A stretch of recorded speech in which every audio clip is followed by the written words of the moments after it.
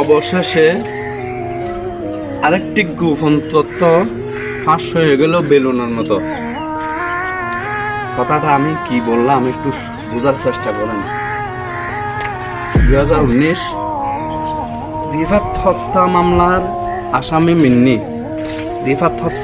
আসামি মিন্নি অলরেডি জামিনের কথাবার্তা সব হয়ে গেল, আর বাকি 4 জনরা অলরেডি বের হয়ে গেল। অবশেষে সেটা ফাঁস হয়ে গেল। শেষ পর্যন্ত বাংলাদেশে আর কি বিচার হবে আমি বুঝতে পারলাম না। রিফাত হত্যা মামলার আসামি আপন স্বামীকে সে মারলো, মাস্টার মাইন্ড করে আপন স্বামীকে সে মেরে আবার ফিল্ম স্টাইল করে আবার সে শেষ পর্যন্ত ধরা পড়লো। আমরা তো মনে করছি এতদিনে ফাঁসি টাঁসি হয়ে গেল, কিন্তু অবশেষে সে বের হয়ে যাচ্ছে। আরও বাকি 4 জনরা অলরেডি বের হয়ে গেছে।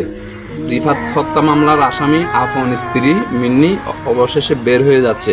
সেই কথাটি আপনাদের মাঝে তুলে ধরলাম। ধন্যবাদ সবাই বুঝতে পারার জন্য। খুদা হাফেজ।